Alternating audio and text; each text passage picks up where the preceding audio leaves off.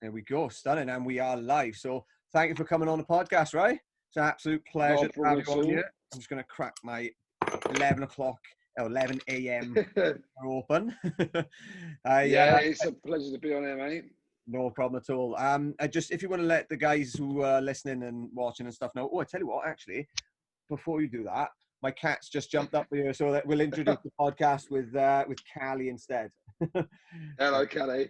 Now, off you go. There we are, man. If you want to tell everybody who you are and what you do, let's have it. Yeah, so my name is Ryan Herrington. I'm from Brighton in the UK, and I live in Sydney. So I am part of a collective called ThatGeezer.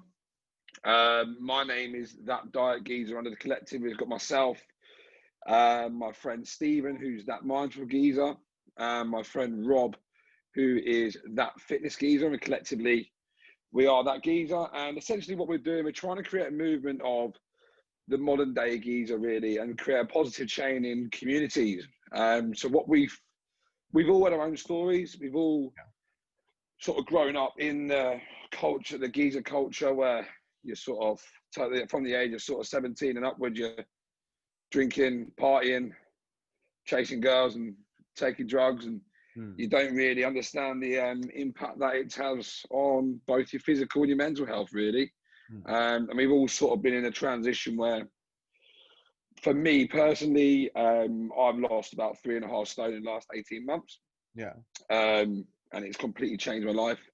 My business partner, Steve, That Mindful Geezer, he suffered from sort of anxiety and depression at points. And Rob has sort of dipped in and out of sort of depression periods as well. And so we've all been through our own stories, and collectively want to come together and just sort of start a movement where it's absolutely fine to do that, to go out the weekend and enjoy yourself, but also to get your priorities in check and figure out what you actually want to achieve, and sort of get your ducks in line and sort of get your priorities and values in check, where you are constantly striving for growth, constantly striving to get those goals and achieve those goals, but also enjoying yourself at the same time, essentially. And that's where we're at. We're trying to create a movement where, you can do everything you want, but not at a detriment to, again, your health and your physical and your mental health, really. We've just started up a few months ago, but yeah, it's going well so far. We've got big plans with it, really. Yeah, because obviously I've been following, the account, well, yourself and, and the main account and stuff on Instagram for a little while. So it's been good to see, the stuff that you've been doing with it. And, I think we've said, isn't it? It's kind of a similar lines to stuff that I've been doing back here in terms of the sea dips and things like that, isn't it? You've been doing, like boot camps on the beach, going for a little sea dip and stuff like that afterwards. So for people listening, right, I think a lot of people, if I mention this while we're on the topic, like sea dips are something that I'm preaching to a lot of people. I'm saying, like, it's amazing, like getting in the ocean, getting in the sea, whatever. It does something to you. Now, like, so obviously, the fact that you're doing it as well, what's your kind of thoughts around how it positively impacts your mental health, your mindset and stuff like that, from just getting in the ocean, or the sea or whatever? Yeah, I say for me personally, I think getting in the fresh air and getting out in nature is a massive, massive thing. Like, I find myself, I walk a lot. I walk and do coastal walks a lot, and for the mindfulness and just for your mind, it's brilliant. But then when you get in the sea, it's just a different ball game. You get in there, and it shakes you up. And you get out, and you're just fresh and wide awake. You're alert. It gets you ready. It gets you ready for the day, and that's why with boot camp, it's a massive thing for us. We train Saturday morning, get down for sunrise, do your boot camp, get the sea dip, and then you're ready to go have brunch. Have your brunch by 9:30 on a Saturday morning. You've done everything you need to do to go have a great day, whether that's work, go out and get on it with your mates, or just chill out. But by 9:30, you've done everything you need to do, and you're feeling brilliant. You're feeling fresh. And endorphins are pumping. That's it. What you said, but there, you're doing something for yourself, and you've done it before 9:30. So like after the rest of the day, then essentially, like you said, you can go and do whatever whatever you want. You could go out for a beer and whatever, but you're that little bit more mentally prepared for whatever's to come, isn't it? Do you know what I mean? If you're going out on the piss, for example, it's, let's be honest, it's not good for your mental health, because it can, the next day in particular, do you know what I mean? You're going to be feeling a lot more shit and stuff like that. I think if you've done, and when Monday, Tuesday, Wednesday, in it for a lot of people as well. yeah, I'm getting to that stage now. To be honest, it's like 2-3 day hangover. Yeah. I've noticed, I think, since I've started doing that kind of stuff, pretty much the start of lockdown, I'd say, back in February, Yeah. March, I've always been doing fitness or whatever, but like the sea dips in particular, doing it a lot more often and getting out in the paddleboard and things like that. I cannot emphasize enough how, beneficial that has been to my mindset, and to almost take me out of the pre-existing mindset I had before lockdown, which was to, go at things 100 mile an hour and always be chasing. Whereas now I'm just taking a step back, and I'm only doing stuff that feels good, and feels aligned with my kind of true nature almost. Yeah. I think I resonate with that massively. I think with COVID and what's everything happened, I cannot tell you how much it's changed the trajectory of my life, COVID. Yeah. I work full time in recruitment. And up until that point, it was like I was a recruiter. Yeah. I was a recruiter. But I was reading The 7 Habits of Highly Effective People, and I just got to the part where you write your mission statement. Mm-hmm. So you write it down, you can think, what do you actually want from life? I was thinking, I don't know, how am I going to do that? I'm not really too interested in that, but I'd like, screw it, I'll do it. I'll go through the motions, I'll do the exercise. And I had it on paper, and it was, when you put pen to paper, it makes it real, doesn't it? Yeah. And it was, I want the freedom to work anywhere in the world through helping people. Mm-hmm. I was like, yeah, shit, that is actually what I want to do. But I don't know how to do it. I don't know how the fuck I'm going to do that. You know, and then I was listening to Gary V's Crushing It as well. I don't know if you listened to that. Have you read that? Of it though. Basically tells you, explains the power of social media and the power of find something you like talking about and talk about it. Yeah. And then there's going to be people in the world that like the same thing as you and resonate with you as a person as well. And that's all right. And then during COVID, Steve, business partner, mentioned that he wanted to start a page called ThatGeezer. And then obviously I've gone through my weight loss journey as well. At the time, I was like, people need to know what I know, because it's really not hard. Yeah. Like, it's just there's so much bullshit in the media that people just get confused about what they actually need to know. And I was like, if I could just tell them, thinking, don't listen to them, just listen to me, and you can do what I did. You can lose the weight, you can still have fun. And he mentioned it to me. He mentioned about his page, and all of a sudden, it just hit me like a ton of bricks during COVID. I was like, ThatGeezer, and I was locked in my room for 2 days, just looked like a mad scientist in my room, just writing down all these ideas. I was like, that's it. I was like, that is it. That is how my life's going to change. That is it. I can help people through ThatGeezer. That's how I'm going to help people. And it wasn't, if it didn't take the COVID to do that, and the transition where you can take a step back and think, what do I actually want? What do I actually want to do? Yeah. And it wasn't until that point that it all changed for me. Everything changed for me. And then since like that point onwards, moment, isn't it? Oh, like, it was just so profound. It just shook my world up. And ever since then, I haven't stopped. Yeah. And that was sort of mid-March. That's we're in end of September now. Yeah. And it's just where it began then, and how much progress we've made in sort of 6 months. It's massive. It's massive. And I'm at a point now where I've completed my nutrition coaching course. So I'm officially a nutrition coach now. And now I've just invested in a mentor to become an online fitness coach. Yeah. So I can eventually leave my job. Eventually leave my 9-to-5 job, so I can have the freedom to work anywhere in the world through helping people. Yeah. Do you know what? That's very much aligned with what I, my vision as well, essentially, is like you said there, but helping people, but having the flexibility to do it on your own terms. So, you're not confined to a singular space, you're not, and I've made that mistake before. Is this your first kind of business that you've set up, or enterprise? No. I did set up, I was an estate agent in a previous life in England, and I set up a furniture rentals business with my dad and my brother. It's safe to say that didn't go as planned. You learn from it, you know, and that's it, isn't it? Like, Oh, the 100%. business You is learn from everything. you know, I always had that vision. I wanted to travel, but I wanted to fund it through some sort of business or enterprise that I was going to set up. But then I Yeah, was that's setting up, exactly you the know, same. the first business was a tattoo studio, you know, and Oh yeah. I wasn't doing them myself, but you know, that was, we had the lease and we had things that you needed to do day to day. You needed to kind of be present for it. And then Yeah. the second business was a men's clothing store, which was even more full on, and you know, you had to be there essentially to make it work. So Yeah.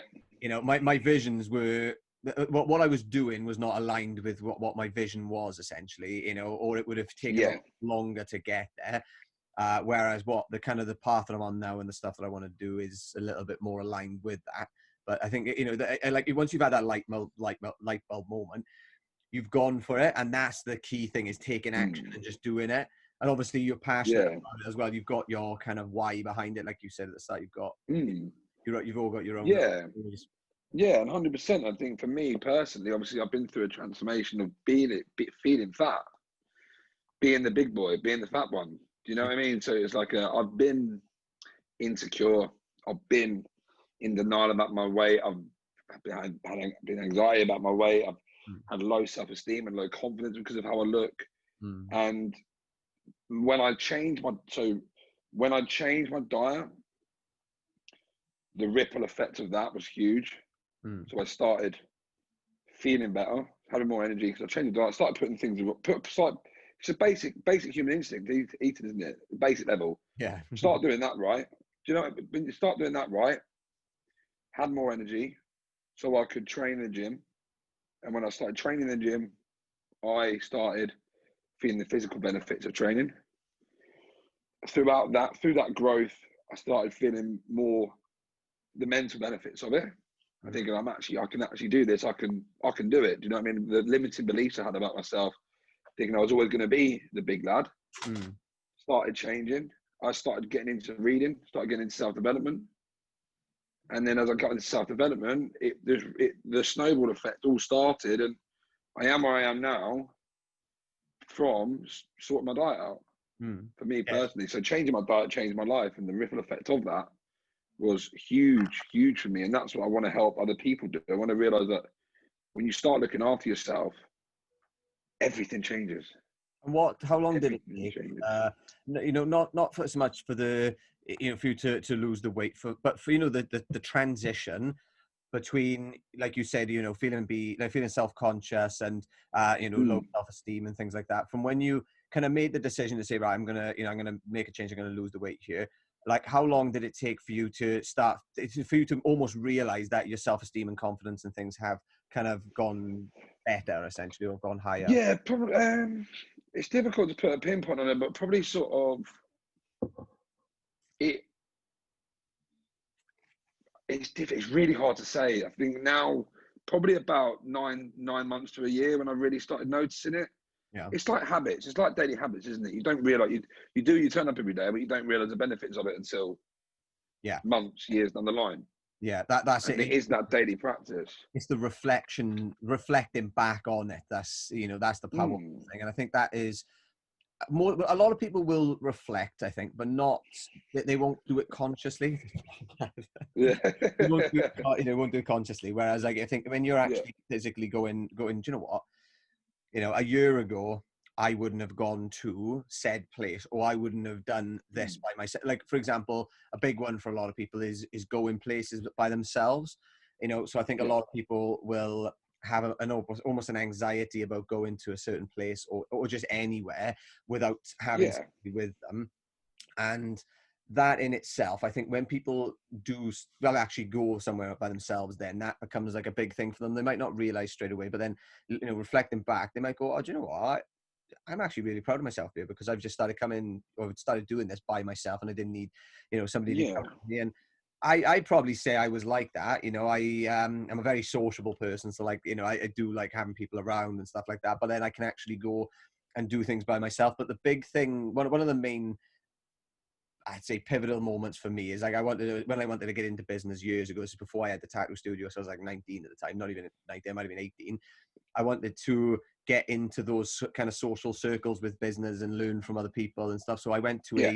a round table meeting. Have you heard of the round table?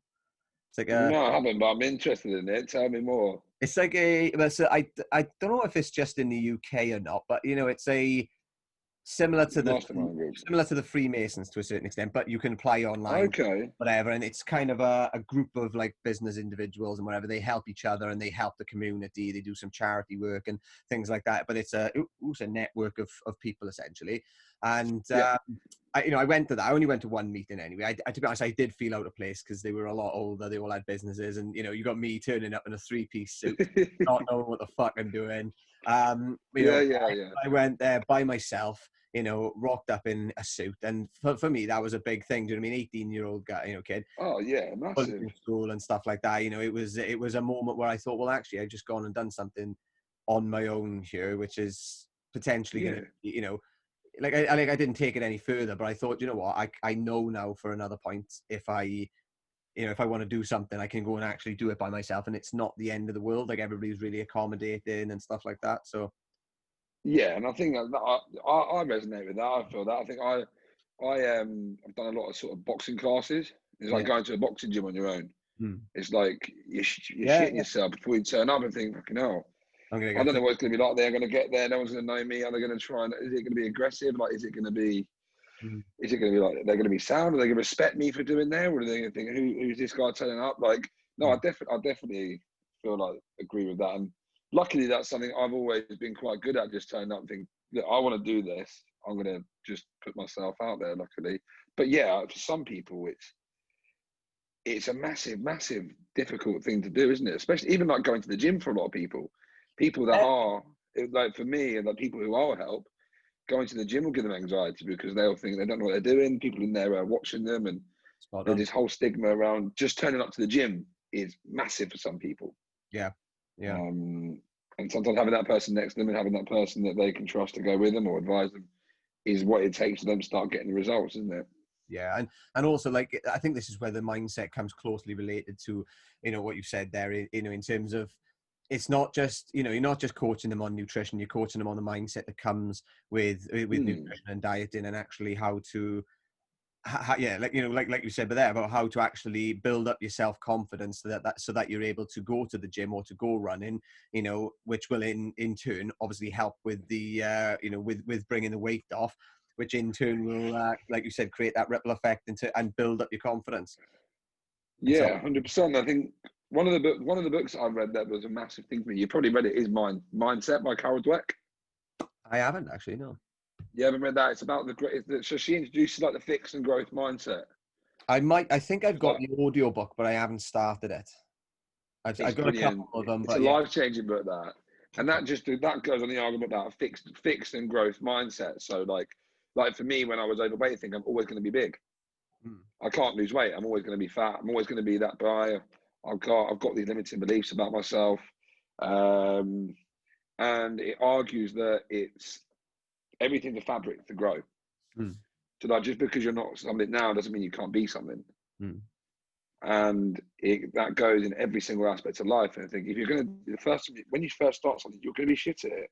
You're going to be shit at it because you haven't done it before. But you need to know that if you keep turning up every day, you're going to get better.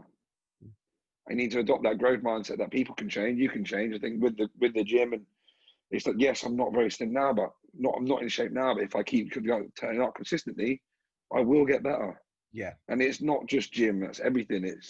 It's like that, putting yourself out there, going to things that you wouldn't normally do. Every time you do it, it's going to get easier. Every book you read is going to be easier to read. Every time you don't want to do something, it differentiates that you can see yourself in so many aspects of how you've got these fixed mindset aspects about life and how you need to adopt the right mindset about everything. It's a brilliant, brilliant, brilliant book. Well, what you said, but there as well. But one of the things that a lot of people do is, reading. So some people, just like some people are better readers than others naturally, I'd say, or whatever. And then you've got some people who struggle with it. And the type of, in a way, the type of fixed mindset that somebody might have when it comes to reading is, I'm no good at reading. I prefer or something like that. But then if you actually ask, well, when's the last time you actually read something or tried picking up a book? It's usually school. And this is the thing, interesting thing. They don't teach you how to read past, I think the age is like, I think it's 9 or 8 or something. The reading age of most people are 9 years old, because we still read with, by saying the words in our heads. But then actually learn to read a bit better. You can speed read, and scan lines. The information's still going into your brain, but you're not having to see the words in your head. And that is when you become like a more advanced reader. But we don't learn that from school. But that's what I'm saying. This fixed mindset of somebody who might have struggled or had shit for it in school. When they make you read out loud, like, read this. From the I book. used to hate it. I used to be so bad at reading. I didn't pick up a book. The first book I ever read was when I was traveling like 2 years ago, and that was Wolf of Wall Street sales book, because I do sales. I'm a salesman. Yeah. And that was the first book I ever read cover to cover, and I was 24 years old. And it's like, I haven't read, but it's not, I haven't read, I was shit at reading. I didn't do it. That was it. I was in fixed mindset. I don't read. I'm not academic. I didn't go to uni. I fucked college up. Sat one exam at AS and failed it because I went to the casino the night before. didn't. And I was like, I'm not academic. I can't read. That's not me. I do sales. I do people. That's it. Yeah. And then I got into it and thinking, it was through the weight loss. And I was like, actually, I might not be this person who I think I am. I might have a bit more to me than this. Yeah. And then you pick up momentum, and then you start realizing that, fucking hell, I've got a lot more than I thought I had in me. The academic type model this is where I think there's a lot of problems with it, because what we're taught, how old are you now, Ray? 25. You're 25, yeah? Yeah, I look older. Everyone says older, yeah. I thought you were about 29. I thought you were a bit older than me. Yeah, so I'm the oldest man in the room then. But yeah, when we were in school, it would have been the same kind of curriculum and stuff. It's only now starting to change in the next year or two, I think. But it's very much focused on particular things like English, maths, and science, which is seen as being academic. And if you weren't good in those kind of three categories primarily, you were seen as dumb, or if you're in set 4, you'd be, there would be a certain stigma attached to people who are in the lower sets. But then you might have somebody who's incredibly great at art, or like drama or music, or any of the kind of the creative arts, or they might have actually found, like, in some schools, mine was not the best, but you'd have like other options. So I don't know, like some people could do technology and so technology or mechanical engineering, like introductions to that and stuff. And I think when they started doing that kind of stuff, that was better, because they're integrating different things into more other than the core subject.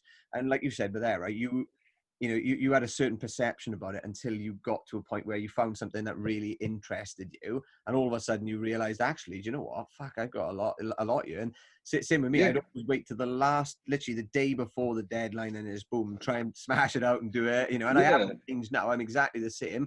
But when it comes to doing stuff that I'm passionate about, I love doing, that I know benefits other people, I'm going at it, 100 miles an hour. Yeah, 100%. And I think I massively resonate with that. I think from the age of 17, all I cared about was going out and partying, drinking and partying. So all I cared about. Yeah. Because I was good at it. I mean, I played for Brighton. I played for Brighton when I was young. I played for Brighton at football for like 3 years, and I played for Sussex at cricket when I was younger as well. So I was good at sport. School was easy, and then I got released from everything just as the age everyone starts drinking, and then that was it. Like, I was good at sport. Now I'm good at drinking. Yeah. So, I was good at partying. I was good at drinking. And I didn't give a fuck about anything else. I didn't care about anything else. Yeah. And then it had changed, and I was like, actually, I was starting liking this. And obviously, when you are interested in something and you like learning about something, you are good at it. It's like everyone has the capacity to learn whatever they want if they care about it. I like us. We're obviously into our self-development and personal development because we like it. We like growing. We like growth. We like the thought of growing to our own potential and helping people along the way and helping other people realize that you have so much in you if you find your thing. Like for me, it's nutrition and training now. Yeah. Long time it wasn't. And like, it's just, that's what I want to do through ThatGeezer and like through that diet for my online coach is just make people realize that you are a certain way now, but you don't have to be that way. You need to figure out what you actually want, and then we'll work together and get there. So you're never gonna get there. There's no destination to get to. But it's that whole becoming is better than being sort of thing. It's like you need to enjoy the process. You need to enjoy getting up every day and striving towards that thing you want to get to. That learning, growing, and just helping people along the way, because that's what I feel like has made such a big difference for me. Like now, where I've started talking about stuff that I like talking about. Before, I was always interested in it, but I just keep it very personal. And then since I've started my page, started ThatGeezer, and started talking about the personal development and self-development mindset stuff that I talk about, I'm having such deeper connection with people and much better conversation with people, because it's stuff that's actually important to me. And it's not just, I think I heard you on a podcast before, you were sat at the pub and you're thinking, yeah, I'm going to the pub just to see my mates, but I don't want to really be at the pub just to see my mates. No, no, it does. It's a big, it sounds bad, you know what I mean? Because and it's not to say that I don't always, I never enjoy, because I do, I enjoy having a catch up with them, going there, having a couple of beers, and a laugh and talking about stuff, and and it is, I do love that. But there's been times where over the years, do you know what I mean? There's been times over the years where I'm sitting at the pub and I'm thinking, I'm not really feeling this tonight. Like, why am I here? But then you're just out for the sake of it. It's that tribe, or not tribe mentality. Is that, I think it's tribe herd, yeah, when there's a few of you and everybody's thinging, and you're just like, oh fuck, I'm just gonna go along with it, because you don't want to be the one that steps out of the pack. You want to be just thinking to just go along with the pack, and just have a couple of drinks and this and that, and then all of a sudden you're 200 quid down a pan, fucking for the next 3 days. And do you know what? One of the things you mentioned about the casino earlier on, right? Like, I think it's worth us touching upon this, because I wouldn't say I had a gambling problem, but I did used to gamble quite a bit. Like most blokes do at some point in their life, I think. And they have quite a bit of thing. I can't, honestly, I remember, reflecting back. I never do it now, to be honest, because I just can't be fucked for it. But it's a lot, reflecting back on my mindset and how dark my mind was after losing, like a couple of £100 in the casino and stuff like that. I literally, I would punish myself by walking home. It takes about 45 minutes to walk home, but after a night out, 4 in the morning, I'm fucking freezing cold, and I'm like walking or running home, and I do that even though I'd had money to get a taxi. I do it. I was going to say, is that because you spent your cab money home, you had to walk home? That has happened. That's happened, and then I've been forced to walk home. But a lot of the time I have, in the wind and the rain and stuff, just because I'm like, you know what, fuck you, right? You've gone and blown your money here and this and that. And, just reflecting on how much of a bad mindset that is to be in, and how detrimental that can be as well, because you're blaming yourself. About, it's something you've done, and you've got to take ownership of it, you know what I mean? And I think that's important. But the blame that you inflict on yourself after gambling and losing money, especially when that money needed to go on other stuff. So like, lucky for me, I had outgoings, but I've never had people dependent on me. Whereas people who are perhaps listening to this now, who've got family, they've got the kids, they've got missus, a house, and this and that, and they're gambling quite a lot. It's it can affect your family life. Yeah, it's a dangerous thing to be involved in, and one of my jobs I was involved involved gambling, and it can be very, if you don't have the self-control to be sensible with it, it can be very damaging, gambling. I think everyone's got a close friend or family member that has had a problem with gambling, 100%. So with a lot of things, isn't it? It's like anything in it, everything's okay in moderation. This is it. It can be fun, but I think when because it's related to money, and the that physical gain, it goes deeper again. It's not just a bit of fun then, because there's that potential to win something, to gain something from it. I think it goes a little bit deeper again. You know what I mean? It's like your ego, and you've probably been there as well. it's all like the casinos and the bookies and stuff, they know it's based on odds and statistics. You know, luck is not really, you know, you could call it luck to a certain extent, but essentially it's not. You know, it is they've drilled it down and they know the odds and stuff, and their odds are tipped in their favor. So they know over time, as long as you keep playing, that they're going to win eventually. And I think when we get into a casino or the bookies or something like that, you know, you're like, oh, you know, I'm feeling it. I'm feeling it. You talk about that kind of, you know, that sort of like intuition. Yeah. And I think I do believe in all of that. I do believe in intuition. I do believe, you know, in that kind of stuff. But I think when it comes to gambling, you're playing a really difficult or dangerous game, because you could say, oh, you know, I'm feeling it. But then you could chase that particular number because of how you're feeling about it until you've got nothing left. And I know people who have done that as well. They're just chasing numbers. And you know, I know one friend, I've seen him lose. I've seen him go from £300 up to £2,000. Then he tried getting another tenner just for keep for his mother for some stupid reason. Lost it all, went down to his last £100. Went back up, got £2,500, and then lost it all. I've seen him just after literally he was in the casino, so he was just after he'd been in there for an hour or two gambling. He won a lot of money over a couple of weeks. Right? He'd run about 23. I think he started with about £4,500. You know, which he'd saved up. He had a big, you know, good few weeks gambling. He went up to like 23 grand. He was looking for a house and stuff. And then I seen him and he blew it in on a Tuesday afternoon between 3 and 5 o'clock in the afternoon. And he'd literally, I walked in just because I seen his car. And his face is literally, I always remember his face because it was a face like thunder. And I was really worried about him after it, because he said he'd blown 7 grand in 2 hours. Fucking hell. 17 grand. Yeah, he might have blown, I don't know what he did, if he did blow the rest of it, but yeah, I can't begin to imagine how much that sort of thing weighs in on your mindset, your mental health, and I think it's a very dangerous game. You know, it's such an addiction. Yeah, it is. I've got a close friend who does the same thing. That he bans himself from the bookies, and then he promises his nan that he can't bet, and then he'll still bet, and he'll still gamble all his money and go away for months, and then come back and won't even go out on his birthday. Yeah, we're all planned to go out on his birthday, and then he won't be able to come out because he spunked all his birthday money in the bookies. I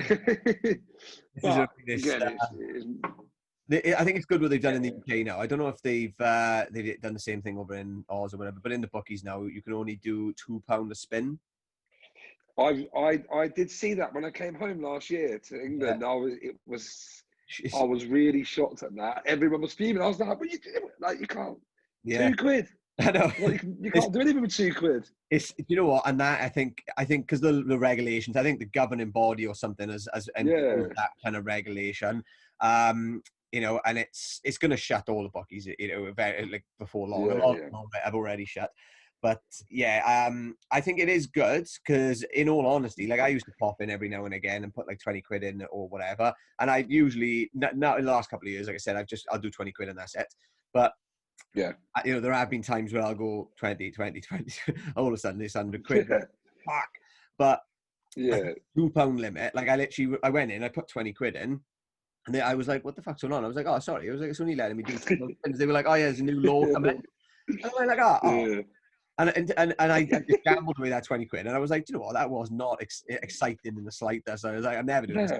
I haven't since. So I think it's very, very clever what they've done. But obviously it doesn't stop you from going to casinos or online and things like that. You know, there are still a lot of exposure to it.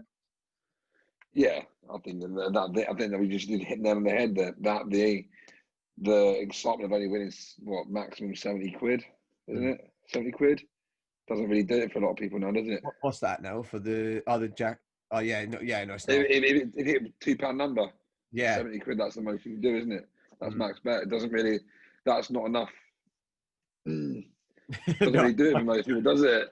No, it's not. It's the same as playing for free, innit? Because you can do the playing for free thing on it, and it doesn't have that same effect. And that's why I think that's why, like, for some people it will. I think some people will do it and play the free thing, and it's more about the game then, rather than the winning situation that they can, you know, and that will do it for them. The little bit of excitement they get from that, but for a lot of people it doesn't. But I think it's, you know, I've known some people who've got into shit places with that, so it's. Yeah. I would say if you're in that sort of a situation, if somebody's listening now and it is becoming problematic, you know, and it's affecting other areas of your life, it's just obviously kind of writing it down, maybe highlighting the things that you value in your life that could be jeopardized by, you know, by the gambling and by Yeah. it getting out of control. Which is obviously yourself, it's, you know, your partner, maybe, you know, your relationship with your parents, you know, your any kind of assets, your house, your car, and all sorts of things. Yeah. And then do you value the feeling that you get off this more so than you value, you know, spending time with your Yeah. partner and this and that? I think it's just shifting the paradigm, isn't it? Shifting your thought process to think, well, Yeah. I want this stuff in my life. I don't want to lose this stuff in my life. So I'm going to try and focus on that more. And it's a difficult thing to overcome, really. But Yeah, 100%. I think what you just touched on there about having your values and understanding your values, I think that's essentially everything, isn't it? I think if you're not consciously aware of what you value, then you don't have a fucking clue. yeah, But when you do actually understand what it is you value, and that's what's changed a lot for me recently, where learning about the self-development and learning about what do you actually care about. Like, if you actually put the pen to paper and actually think about, like, what's important to you, is it, for me, like at the time, it was going out and having, for a long time, it was going out and socializing, going out and enjoying myself, going out and just chasing everything. But yeah, then I thought, like I said, but then it got to the point where, like, no, I actually I value my health now. I value how I feel about myself. I don't value the chasing the weekends anymore. yeah, And what we said about, like, what we were talking about before about when you're sat in the pub and so on, thinking, yes, I love my friends, I love my mates, but doing the same things as they do doesn't align with some of my values anymore. And like I said, it's not a good thing. It's not a bad thing. It's just is what it is. It's like I still love my friends. I still that you haven't changed. Our relationship hasn't changed, but how I see myself and what I want has shifted. yeah, So it's nothing to do with what you get up to. You do your thing, I'll do my thing. yeah. But what I want to do for myself now has changed. So that's why I'm doing different things. That's And why I'm not going out every weekend. people look at it as being almost selfish, or like I think they feel like it's selfish, don't they? You know what I mean? You feel like it's selfish when you're doing stuff for yourself and you're not spending time with friends and things, or you feel, I don't know, like even your friends might think, well, like, what's going on? You know what I mean? Why don't you, like, you know? And they might, like, you might get like slagged off and this and that, but I think that's part of the growth process, because, you know, it's not like a lot of 100%, people mate. are not going to understand the journey that you're on, you know. And when you make Yeah. that shift, some people will, you know, your friends will be like, oh, good on you, mate, you know, that's awesome. Like all of my mates, they understand, you know, what I'm doing now is, so it's not like a lot of the stuff that I talk about and I'm into is not aligned with who they are, and they'll, you know, a few of them will admit that. But Yeah. you know, they do understand that I've taken this different parallel in my life and I'm doing different stuff. And like you know, for example, like the pub, it's, you know, I'll go and have a pint now and again and stuff, but it's not for me. Do you know what I mean? Like one of my mates, he Yeah. takes a piss. He's just like that. He's like, you've never been in a pub in your life. Do you know what I mean? Because I never, I don't Yeah. go that much anymore. Yeah. Like, Yeah. but yeah, it's. I think it does. There is times, or there are times, sorry, in life where you just need to be not selfish, but you need to just look at yourself and figure what you want. Like you said, values. Once you get your values and you know, if you like helping people, if you like socializing and being connected with other people, if you like being in nature, whatever it is, you know, you pick out those kind of core values about who you are, who you believe yourself to be, and then Yeah. you find things that align with them. You find things, what, you know, that are in those, it gives you that direction. So instead of just, you know, if you look at yourself as this little circle, little speech bubble, almost like you do like a spider diagram, and then you've got the bubble in the middle, which is you. You know, if you are just spouting out different ideas all the way around about, like, you know, your core values, there's going to be, you don't know which direction to turn in. But then if you've got one little area over here, which is self-development, and then you've got another area next to it, which is connecting with people and blah blah blah, you can focus everything in that direction, doesn't, you know? And it's not, you're not spreading your resources, essentially. Like I've been a fucking nightmare for that. I've been terrible for that for years. But it's Yeah, and that's the thing, when you are so, and that's the thing, like when you don't know what you're doing, you're just everywhere, aren't you? It's like you're like a candle, you're just shedding light everywhere. But then when you do figure out what you want, you can have that laser focus. And like for me now, I value sort of getting on. I don't want to regret anything. Yeah, I don't want to regret anything. I want to keep moving forward. I don't want to stand still, because if I stand still, I feel like I'm going backwards. I want to keep progressing. I want to keep growing. and I want to get on, and that's why I'm trying to do what I can do now to get on and to be successful and to do the things that I want to do, because I don't want to regret anything. You know what I mean? And like I said, yeah, no, I was going to spot on, no stone unturned. It's, you know, that is, I think there's going to be things that we regret. I think, you know, naturally there's going to be things, like a couple of things where you go, oh, you know what, I could have done that better. But I think what's important is to do what you're doing now. Just run at it and just say, I'm going to make sure I don't leave anything on the table. And even if there was one or two things left on the table, that would be outweighed by the amount of stuff you've actually fucking done anyway. So you just go, well, you know, I can't do everything. I'm happy, I'm satisfied with the things that I've achieved, the things that I've done, you know, the effort that I've put in. And I think that's what's important, isn't it? Yeah, 100%. And then what I say for that was really, I can't remember where I heard it, but it was really resonated with me. It was like, it's all about your intuition and thinking. If you go through life, you go through every step thinking, what feels right? What aligns with my values? I know if I do what feels right at the time, because it aligns with my values, you can't regret it. No. Because you know, reflection, thinking it might have been the wrong decision on reflection and in hindsight, but at the time I know that it felt right, so I don't regret it. I can learn from it, and I can move on from it, but I don't regret it. Have you heard the Steve Jobs Stanford commencement speech? No. Oh, no. That's one for you to watch. I'll send it to you. You can find it on YouTube and that, but I'll send that to you, right? Guys, for everybody listening, get on that speech literally straight after you've listened to this podcast. Watch it. It's probably, I would say it's the best talk that I've ever heard. It's 15 minutes long, right? Yeah. It was just after he had pancreatic cancer. He recovered at that point. Obviously, he died then a few years later. I think it might have been, I don't know, it was a couple of years later, 6 years later maybe. But he says, I'm going to give you 3 stories from my life, right? And he goes into it, and I want to explain it all here. But the one that really resonates with me, the one that sticks with me, is pretty much what we were just saying, but there, right? About, you know, in hindsight or reflecting back, you can see the value in it. But what he talks about is connecting the dots. So he says that, I think I might have mentioned this in the podcast with Emily. If I am repeating myself to the people listening, I do apologize. But, you know, he talks about when he was in college, he dropped out because his parents were paying, you know, loads of money for him to go to college. He just couldn't see the value in it, you know, because he didn't like what it was to him. So he dropped out of the course, but then just stuck around going to, you know, the odd class here and then just as a drop in. So he went into, because he did that, he was free to pretty much do what he wanted. So he went into like a calligraphy course or something. He said he loved it. Yeah. You know, it was really, really good, but it had no practical application to his life.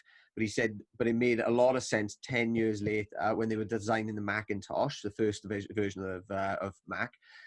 And they designed it with, like, you know, really good fonts and calligraphy and things like that. So he said Microsoft then copied, you know, what Mac did. And he said that, you know, it's quite possible that no phone would have, you know, the kind of typography that it's got on it now, had he not dropped in on that calligraphy course. And he just says, you know, you can't connect the dots looking forward. You can only connect them looking back. So you've got to trust that they will somehow connect in the future. And it's honestly, it stuck with me, and it's amazing because I reflected on my own journey then, right? And everything has happened over the last few years, and, you know, with meeting Jordan, right? So obviously we've met through Jordan. Jordan always gets a plug in on the podcast. He always, but, you know, me and him would have never met and done a lot of the stuff that we've, you know, done together had I not done several things before. And, you know, I was able to connect the dots and see how these very small, almost seemingly insignificant choices made a massive difference in the proportion of everything I'm doing now. And it's the same with yourself as well. You know what I mean? I'm assuming. 100%, 100%. And you know what? Do you know when you say that, it's crazy because the first book I read in Australia was called "So Good They Can't Ignore You" by Cal Newport. And it's about how to find. I've got it here. That one. Okay, I'll have a little look at that. And it's why skills trump passion in the quest for work you love. Right, and it's all about saying follow your passion, find your passion, find your dream job. It's like, yeah, that sounds great, but realistically, people don't know what people don't know what their passions are. Yeah. And B, How the fuck are you going to turn it into a job like that? You can't do it.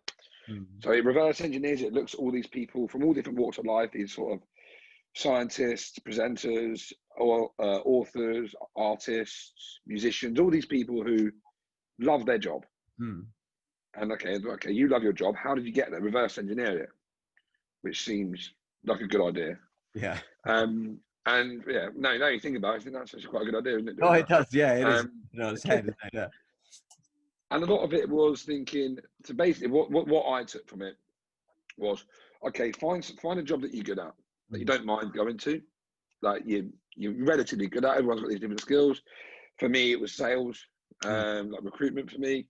If you're a good sparky, you're a good electrician, great, do that. Get good at it because you're there anyway.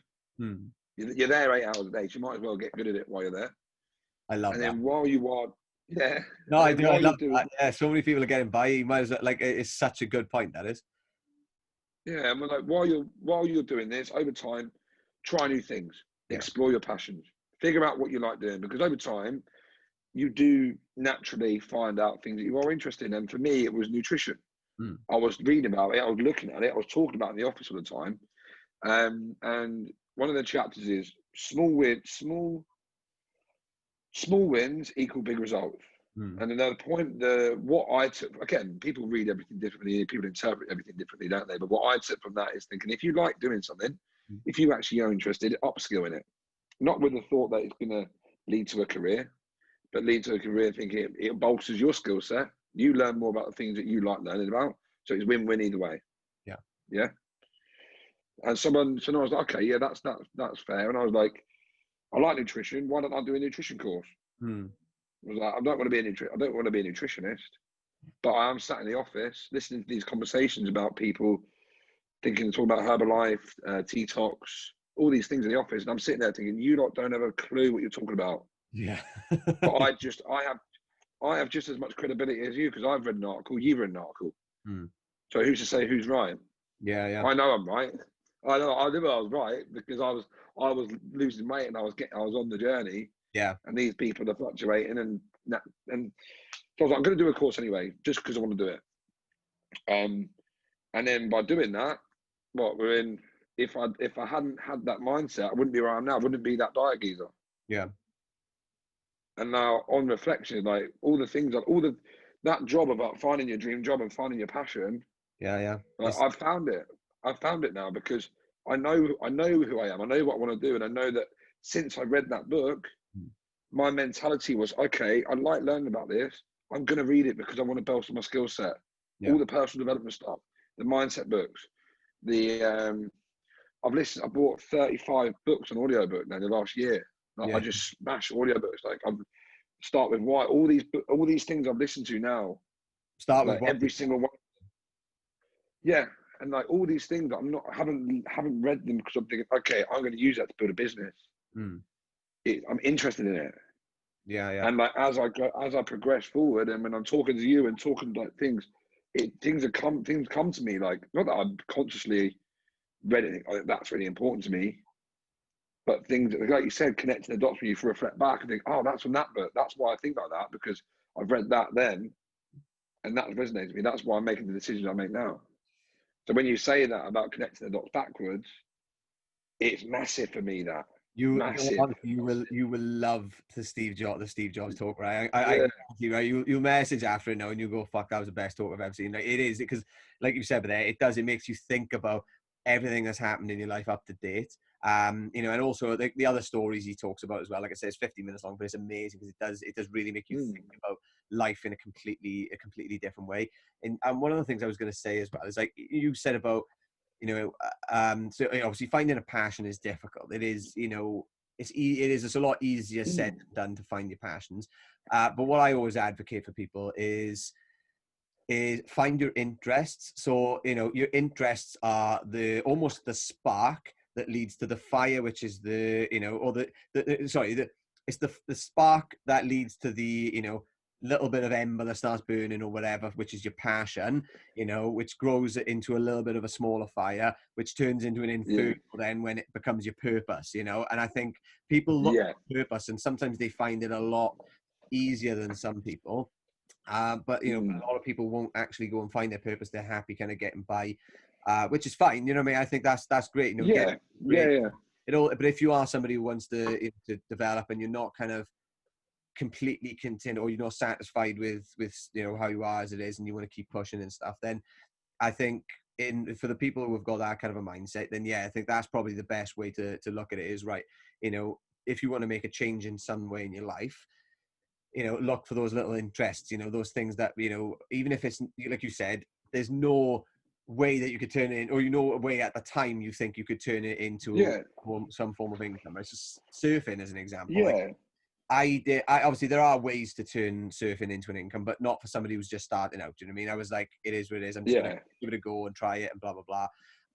But now that I'm getting into it more, you know, there's opportunities and ideas that are coming up in that sort of area. Do you know what I mean? Where I'm thinking, oh, yeah, okay, do you know what I mean? And you're starting to see, you know, yeah, you're starting to see how you can turn it into something which is passionate, and also like one of the things that me and a friend are talking about is something that would help people in the process, while, you know, having a bit of fun and you know, a bit of a laugh while we do it. Do you know what I mean? So there's and that's what literally all it, you know, we did was start doing something that we were interested in doing, found that we had a, you know, yeah, a passion for it and loved doing it. Now we're doing it a lot more, you know, and essentially if we look at going forward with the, you know, the business we're looking at doing, that can potentially become or be aligned essentially with, you know, at least yeah, my purpose and his purpose as well. So like I said, mine is helping people, and it is on that yeah. wavelength. So yeah, that's a good little Yeah. model, I think, to try and Oh, 100%. And like, I think it's at the start with why. When I was that, I love that. I love that because I think it's how you position yourself. And I'm talking to Grigsy about it. Shout out to Grigsy, by the way, you're listening to this, yeah. mate, in Pack. Aye, aye. Um, I just said to him about your position at the start. Like, when you need to position yourself at the start to leave yourself open. And like you said, when you leave yourself with helping people, you can do it as long as whatever you want to do. If it aligns with helping people, it aligns with helping people, and it aligns with your purpose and passion, doesn't it? Yeah, And yeah. what I say to people, because since I've started doing this, I'm trying to encourage my friends, do more, do more, do more. Why don't you do this? Why don't you do that? Why don't you do this? Why don't you do that? And some of them listen to me, some of them don't. Sometimes I'm talking to a brick wall. Other times they take it on board and won't do anything about it. Other times I take it on board and think, fuck me, Ryan, thank you so much. That's really helped me. And then what I said was like, figure out what you like doing, figure out what you're good at, and figure out how you can combine the two to help people, and then you've got it. Yeah, yeah. What you're good at, what you're good at, what do you like doing, and how's it going to help people, and then you've got it. It's not as simple as that, but I was talking to a friend today that she's a makeup artist. I was like, you can teach people how to feel beautiful. Yeah, yeah. And then that's it. Do you know what? Yeah, I've yeah, got a friend, right, who he's one of the most positive people I know, right? Josh Grace. No, you probably won't listen to this actually, right? But he's like, what I love about him, right, is he's working as an estate agent at the minute, right? And he loves it, right? Because he reminds me of you. yeah, He's been very, very there, yeah. going, you know, very positive. And it's interesting because I know what he's doing is just him as a character, right? He says when I'm like, you know, like, oh, you know, what are you up to today, or this and that, whatever. He's like, I'm selling dreams, right? Because that's, you know, Yeah. dreams. You know, that's what he's doing when he's obviously selling his houses. And I know, right, that he's not like I say, he's not interested in self-development, but I know that is a self-development like principle in itself, isn't it? He's looking at the higher purpose of what he's doing. He's not like a lot of people are Yeah, like, oh yeah, I sell houses. His is like, you know, he's like, no, I'm selling people's dreams. Do you know what I mean? I'm selling people their dreams, and it's like it's a slight shift, but he absolutely loves it, and he is so much. You know, from what he said, he's a lot more effective, you know, than potentially a lot of the other people that he works with and stuff, just based on his enthusiasm to do it, and yeah. his kind of his reasoning that he's attached to it, but behind the scenes almost. Does that make sense? Yeah, yeah, 100%, 100%. And I think that's what you said. Like, I think he might not consciously be aware of it and think, I don't do self-development. Yeah. It's not my game, that. But people will have natural attitude towards certain things that we would be like, yeah, that you're showing this attribute, you're showing that attribute, like Yeah. you're showing the growth mindset. Do you know what I mean? Where we understand the psychology of it and read the books about it. This is it. I think a lot of people that won't be involved with it will be doing it naturally. Yeah. Because it's naturally what they do. I've got one of my best friends. He's sort of one of those level-headed guys I know. He's done a lot of sort of martial arts growing up. And like probably the discipline that he learned from martial arts makes him more disciplined in life because he just chilled. Yeah. Doesn't get angry because he doesn't need to get angry because he knows it doesn't solve anything. Whereas other people might think that's being mindful and being practicing mindfulness when he's just naturally grown up in a disciplined environment. And what I think it is with martial arts as well, pardon me. I think with martial arts as well, like not in every case probably, but in the majority of cases, because they're hard motherfuckers, isn't it? Do you know what I mean? A lot of the time, if they've been doing it, they know they can fuck somebody up. Do you know what I mean? If somebody's starting some shit, they can wrap him up or whatever. But like, what I think it's that exact reason why it's almost like their ego is very settled. They're humble, aren't they? I mean, they don't feel like they need to prove themselves by going into town, swinging their arms about, and then just starting a fight with somebody and filling them in. Just because I'm the big I am type thing. I think there are ones who have been doing it for a long period of time, like whether it's boxing or whether it's like mixed martial arts and things like that. I think Brazilian Jiu-Jitsu especially, they look at other people and they'll go, well, if they'd be a mouthy or they've been someone's giving them a bit of shit, they're looking at them thinking, you know what, I don't need to react to this because I know that I can fuck you up. I can fuck you up. Yeah. But it's really, like you said, but they're quite chilled then, and it's there's less ego at play in terms of making their decisions and and I don't know, being irrational with whatever they say to do.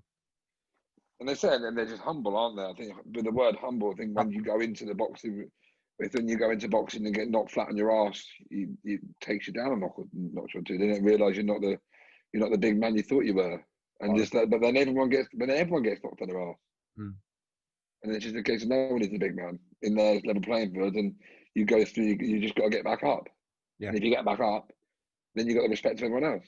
And it's like, and that's all it is. You're gonna get and then a lot of these principles will apply to life as well, aren't they? You're gonna get knocked the fuck out sometimes. 100%. You just got to get back up. Yeah. No, for first business, it was the big attack on my ego almost, when the first business failed, because I was like, I had all these emotions and things going on, like, I'm going to be seen as a failure and this and that, typical 19-year-old. Felt like I was, but obviously there's still a lot of immature thoughts going on. Whereas now I'm like, I don't care what people think because, I'm just going to do what feels right for me. And I think that was, back in the day, like, I put a lot more thought into how it was going to be perceived by other people and why I cared than what I do now. And I think it's a gradual process, but you learn to overcome that, I think, over time. That's something that's been resonating with me massively recently. Yeah. That I used to pride myself in being liked. I used to pride myself in having a lot of friends, and like, and if someone didn't like me, I'd be like, I'd take it as a personal attack. Why doesn't that person like me? Yeah. Whereas now, honestly, I couldn't give a flying fuck because, and that's just the way. That's just because I know, like I said, with your values, like, I know who I am. I know what I'm trying to achieve. I know that what I'm doing, I'm trying to do it for the right intentions. I know where my intentions come from, and that is through trying to be the person I can be to help people along the way. Yes, again, I might make the right decisions at some point, but you're trying your best. So, and people are going to talk either way. Yeah. And that's what you mean. That when you start putting yourself out there on social media, like we have done recently, obviously I was shit scared at the start. I'm thinking, oh God, what are people going to think about me? But I know why I'm doing it. Yeah. And I know I'm doing it because I'm talking to that one person. I'm talking to the old me. That person who is feeling insecure about how they look, that person who has got everything's going well for them, but they cannot get on top of how they look, how they're the way they see themselves. And people's problems, no matter how big or small they are, everyone lives in their own world. And for me, my biggest problem, which was on my mind a lot, was how I looked. And that doesn't sound as drastic to some people. Some people's lives are much, much worse. Like massive more problems, and that's not to take it away from them at all. But what I've really realised recently is that, everyone's in their own world. Everyone cares about different things, and certain problems and certain things are massive to some people. And for me, like I said, the reason why I'm doing what I'm doing is so I can help the people who are how I felt. Yeah. So if you like that, great. If you don't like that, great, because I don't care if you like it, because it's going to help someone. And that's, you know what I mean? as long as it helps one, like this, as I said to you this the other day, isn't it? You know what I mean? If one person takes one positive thing away from, from this, then, that's the mission done. You know what I mean? And I think every single bit of content I've put up to date, I've had somebody come back at least once and just say, like, oh, I really appreciate you putting that out or whatever, keep it up tight. And it's like, those little things that you don't need it necessarily to, the kind of the gratification of it, or whatever you want to call it, but it's nice to have it, because then that your mission, is achieved. I think what you were saying about image, right? Image is such a big thing, and I think we I've talked about this in the podcast before, with social media, Instagram, and reality TV, all of these different things. Reality TV especially, because they call it reality TV. How close to reality is it? It's fucking not, is it? It's way off in a lot of ways. Oh, and it's like, people will look at that then, and they see them as the people on the reality TV show as almost like 2.0 versions of their life, essentially. So the normal people are living, less higher quality of life, and that's not the case. They're probably, if you see them cutting about in the streets, they might have a bit more money than you, but are they not? They're still going through the same mental cycles. They're still going through the same, the same fucking problems that everybody else goes through. But I've realized recently is, for example, I know I've got a friend who is is a model. But then obviously I've got friends who, people I know, girls I know, who want to be models, right? So you've got the two ends of the spectrum. You've got one who's successful, who's generating an income from doing it, and and is seen as, the type of person that other people then, or the other girls would be like, oh, Joe, I'd love to be like that, or this now, and they start idolizing it. It's not just girls here, but this is blokes as well. So I've got friends who, like I said, who one or two who are like, kind of getting to a point where they've got a good few followers and stuff in terms of being a model, and then others who are looking at being a model. But anyway, like, I think it's a very interesting mindset, because the ones who want to be like the model are getting down on themselves for not having the certain features, or the certain, the look, or the like weight as well. Do you know what I mean? The tone and things like that the model has got.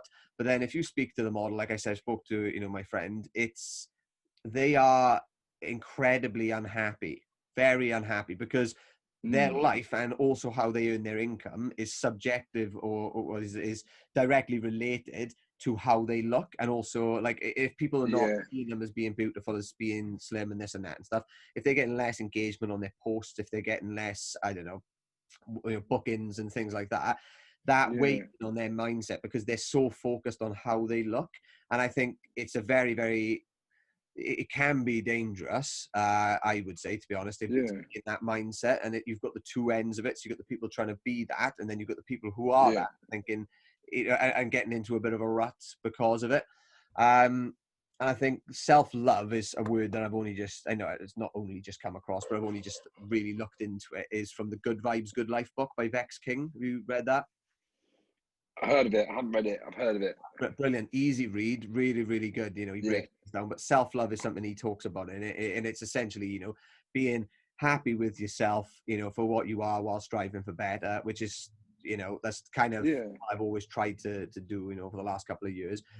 And I think in particular, like I said, the scenario I was given then, if you love yourself first, and you not love yourself like that, in an arrogant way, but if you're just content with yourself, well, I'm happy with, who I am, and what I'm doing and stuff like that, but I'm just going to strive for better in the process. It gives you that little bit of mental clarity, I think. So you're not so, if you want to be a model, right, you can strive to be a model, but you're not going to put yourself down about your nose, or your, whatever it is. I mean, that might get you down. So, well, in my particular thing, my nose is bloody. I get that 100%, and that's what I say to my clients, that they think, mate, whatever's happened now is done. Like, you where you've been doesn't matter. It's all about where you're going. Yeah. It's like that. Becoming better than me. It doesn't matter where you come from. All that matters is where you're going.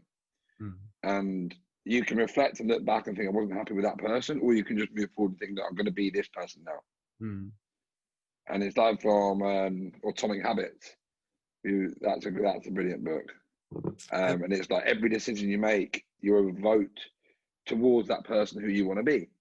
And that's something that resonated. Like you don't eat healthy because you're trying to eat healthy. You're eating healthy because you're someone who eats healthy. Hmm. And you're going to the gym not because you have to go to the gym, because you go to the gym because you are someone that goes to the gym. Yeah. And it's like that identity shift. You become it. Resonate with me. Yeah, you becoming it. Yeah. The person that you're foreseeing. You're not trying to become it. You are it. Exactly that. And then if you keep doing it on a daily basis, you'll have the byproducts to show for it. Hmm. You'll have the body to show for it. You'll have the muscles to show for it. If you're going to the gym, you'll have the health to show for it. And it goes for everything else. It's like for money wise and then career wise, I think I'm not worried about money because I know that money's going to be a byproduct of doing what I love doing. If I keep turning up every day, it's going to get, yes, obviously it's going to be a big thing, but I'm not worried about having financial stability because I know that I'm eventually going to get there because it's a byproduct of doing the right things and being the person who I want to be. Spot on. Yeah, this is exactly the same as my mindset about it. To be honest, mate, honestly, it is.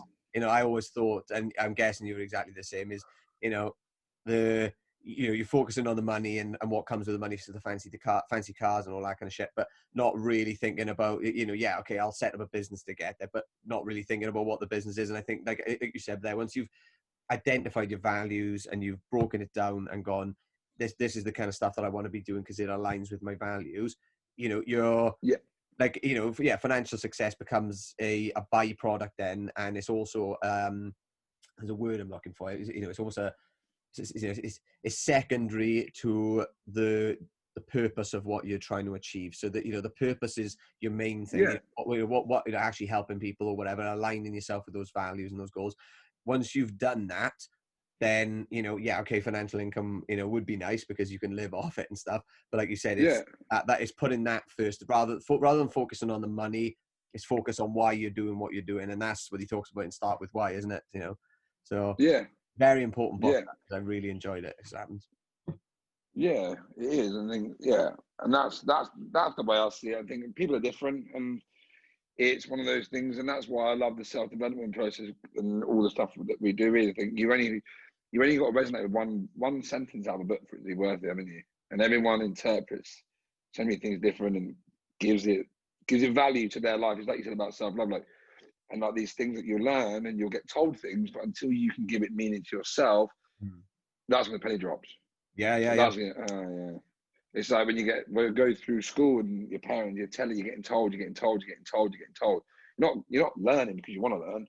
You're getting told things, and then you'll get told something, and then you'll read something where someone who you aspire to be, and you think, actually, my mum used to say it to me, and that's when that's why it's gonna. And then it sinks in, and then that's along that you're in. That's a line then, and it will keep. It happens all the time and thing, but yeah, when you actually go out to learn things, but then you attach meaning to something, and that's when it sort of sinks in. And compounded over time as well is the big thing. Have you read The Compound Interest? Okay. Yeah, good. Yeah. Because I thought it was just about finances at first, but then it was as we went into it, it was obviously about just compounding in life. So like you said, everything, isn't it? Yeah. Doing it over time, it might not, you're not going to lose the weight straight away, or you're not going to build the muscle straight away, or you're not going to, I don't know, have the $1 million business or £1 million business straight away. But if you can make these small little shifts in your mindset in that direction, compounded over time, you've got a lot more chance essentially of reaching that eventuality that you wanted to get to. Exactly that. And I had it on my whiteboard before. It was the Albert Einstein quote. What was it? It's those who understand compound interest. What was it? It's I know, yeah. It's like those that understand compound interest earn it. Those that don't pay it. Something along those lines. Yeah. It was something like that. It's an Albert Einstein quote, and I had it on my board. I'll get it. And it goes. It's a great quote, that. Where is it? Eighth wonder of the world one. That's it. Yeah, compound interest is the eighth wonder of the world. He who understands it and understands it earns it. He who doesn't pays it. Yeah, that's it. And that goes, and that's why, like, there's so many things with diet and fitness. All the principles that are in diet and fitness apply for life as well. You eat shit every day, you're going to be fat. Do you know what I mean? But if you eat healthy every day, you're going to have health. You're going to be healthy. And it's like these small things, the small changes. Again, it's all small changes. Small, your daily routine. You are what you are. Who you. Another quote about you are who you do on a daily basis or whatever like that. But it was all about if you, when you look at the day to day, and you're making the decisions, good or bad, does it support your goals? Does it? That is where you're going to end up. That is where you're going to end up. And like with diet, if you do make the bad choices constantly, you're going to be unhealthy. But if you do constantly make the better choices, you are going to be active and healthy. If you train, going to the gym you don't want to go to, you're going to have the muscles. I was going to say the similar to what you mentioned there. I've got it on the wall, but there because when you said it, I thought I looked over. Ralph Waldo Emerson. That was the guy who started Walmart, I believe.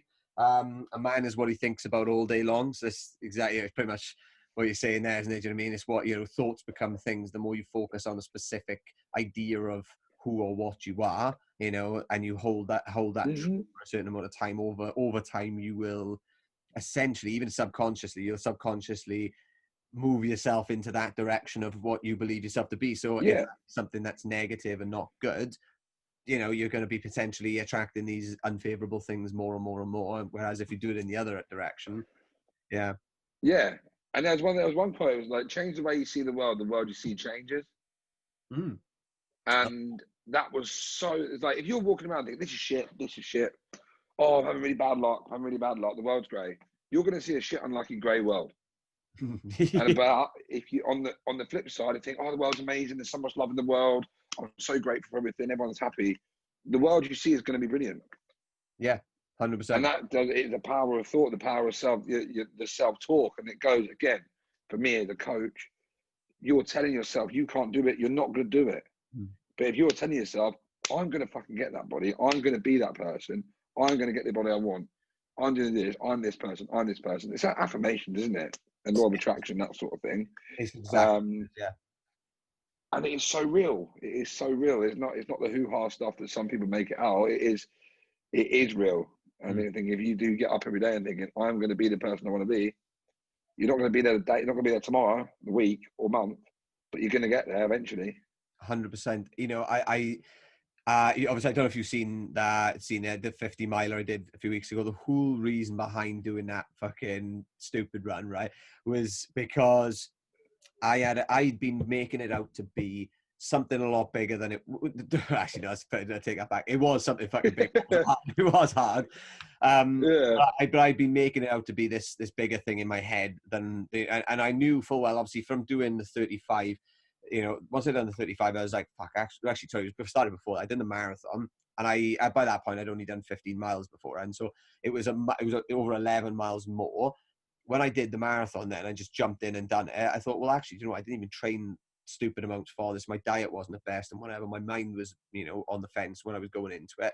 But I still got through it, and then I done one 2 weeks later. And because my mindset was better going into that race 2 weeks later, there was no training between it. You know what I mean? I stretched off, I rested, and then I went straight in and did one which was double the elevation, just as hot on a trail, which is essentially it's going to take you more time usually. And I shaved off, I think it was like 45 minutes or something from the marathon. It was quite a lot, but that was, and the only thing that had changed, the two main factors, like I said, was one, I took supplies with me, so I had a bit more fuel and I wasn't relying on the stops and things like that. But the key factor was how I went into it. So my mindset going into it was, I've already done this, so I can do it again. Whereas I was doubting myself first time round. Then I did the 35 mile. I was like, oh fuck, I've done that now. So I know I can. What's the limit? Then I started questioning it. You know what I mean? And The 50 Next David, you're the Welsh David Goggins, aren't you? Somebody's been Swansea Goggins. but he's fucking next level. You know what I mean? He's yeah, Yeah. stuff he's doing is bonkers. But his content and the stuff that he's put up it did inspire me to start questioning what I thought was the stealing almost, and that's not just for running, but everything as well. You know what I mean? Like it's for a lot of people, setting up a business is really up there. It's not, almost something that's unattainable, or you need a lot of money and you need a lot of knowledge about a certain area to do it, and that's not the case. Like Richard Branson says, I've quoted him with this before, is say yes and then figure out to do it later. That's essentially what he does. And I think it's good to clue yourself up on situations first of all, but if you have an opportunity land on your lap, don't say, do you know what, actually, that sounds good, give me a couple of months now, I'm going to go away and do some research and stuff, and then I'll come back to it, because the momentum's gone, the opportunity might be gone. Whereas if you just go, I love that, let's do it, I'm in, then you just spend time figuring it out. That's it's daunting, it can be daunting, and sometimes it might blow back in your face, but I think it's just taking advantage of an opportunity. Do you know what was funny? I was speaking to a friend the other day, because he messaged me and he said, "Oh, do you remember the idea you had last year?" And he sent me loads of laughing faces, right? He didn't say what the idea was, but I knew exactly what he was talking about. I was like, fuck it. Why have you brought that up? Literally, right?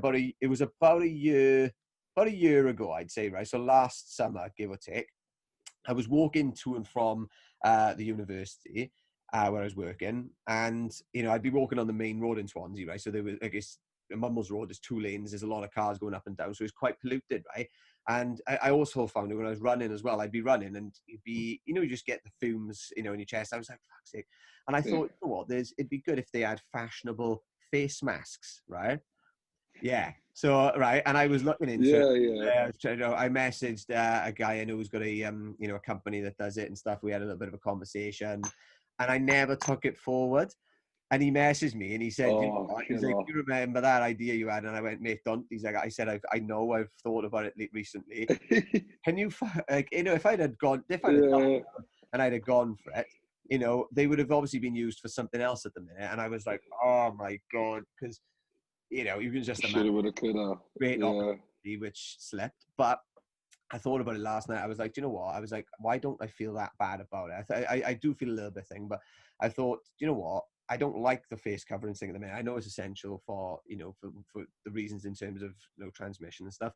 I just don't like the idea of the dehumanization aspect of it. So you're taking away from here down, and you've got people. That's about expression, isn't it? Yeah, and I think it's the reason I don't like the dehumanization aspect of it scares me is not for me personally, but for other people. It's even more lack of connection with other humans, which is leading causing like depression and anxiety and things like that. It's just not having these good connections with people. So I think it's quite dangerous in that respect for what they're doing. So now reflecting back on the mask idea, I was doing it for the pollution aspect rather than obviously COVID, because I didn't see it coming.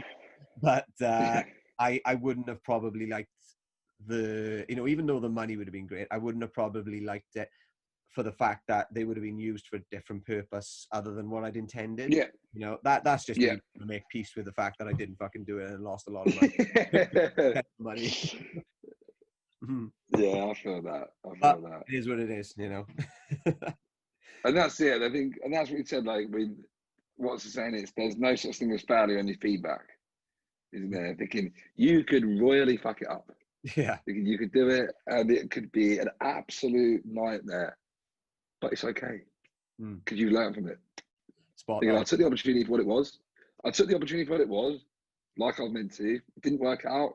But, oh well, I learned a lot from it. That's it. That's the lessons. The lessons are so important. The reflection back shot on the thing you've done.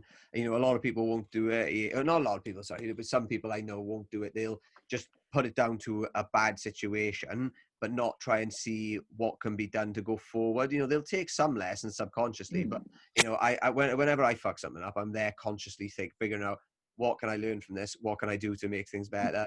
Even bad situations that happen outside of my control, I'm like, okay, what lesson can I take from this? This situation. Every time. Yeah, you know, like my everything, and that's you're gone, yeah. no, I was just going to say my so you know, I had bad news. My cousin died 2 days ago. You know, very very Oh, sudden. sorry to hear that, mate.